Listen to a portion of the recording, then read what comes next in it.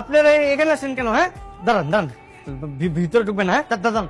বাবা, ও বাবা, আপনাদের কি মাথায় সমস্যা আছে? হ্যাঁ, আমারে খুঁজতে খুঁজতে আমার বাসা অব্দি চলে আসছেন, কি কি সমস্যা? শেহজাদ, তুমি আমাদের সাথে এমন করছো কেন?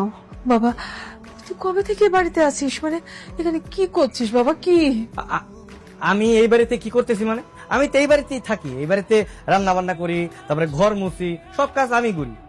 তুই সব কাজ করছিস? মানে তোর নিজের কোটি কোটি টাকার সম্পত্তি, হ্যাঁ, এগুলো ছেড়ে তুই এখানে ঘর মাছিস, থালা বাসন, রান্না বান্না।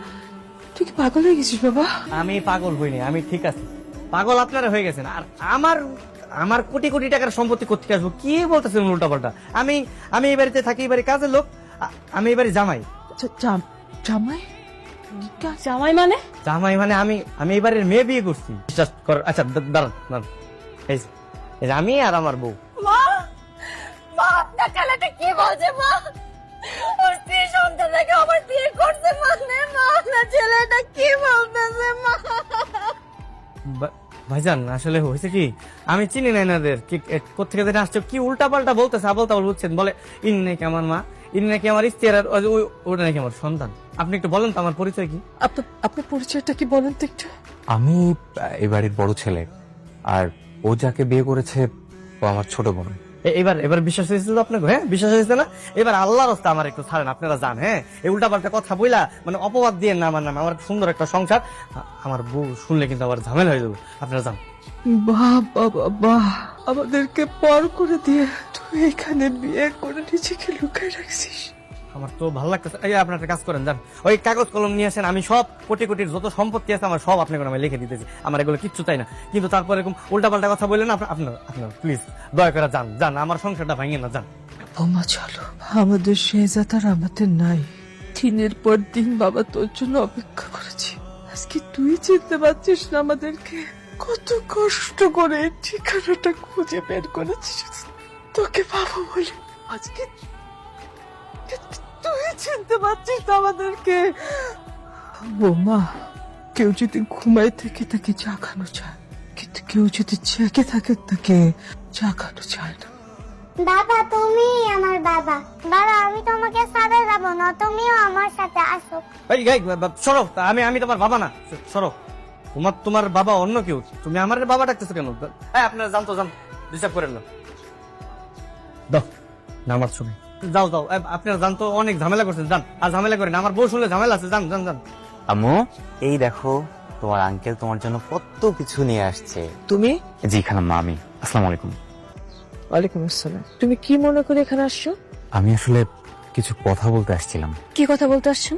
দেখুন, আপনারা যাকে শেহজাদ খান ভাবছেন ওই আসল শেহজাদ খান, ওই আপনার সন্তান। কিন্তু সবকিছু জানার পর পরিচয়টা কেন গোপন করছে বুঝতে পারছি না।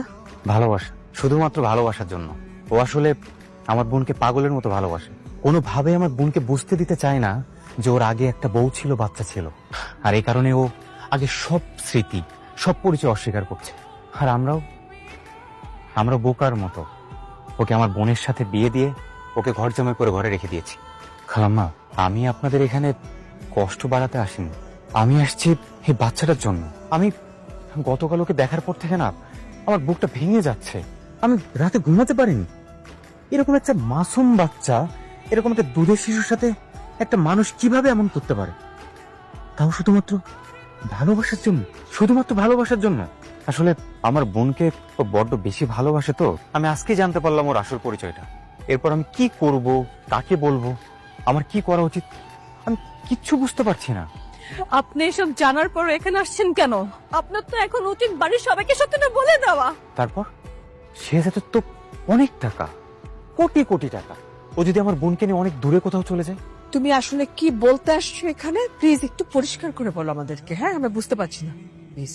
ও গতকাল আপনাদের নিজের মুখে বলেছে ওর নামে যা আছে সবকিছু আপনাদের নামে লিখে দিবে, বিনিময়ে শুধু তার পিছু আপনাদের ছেড়ে দিতে হবে।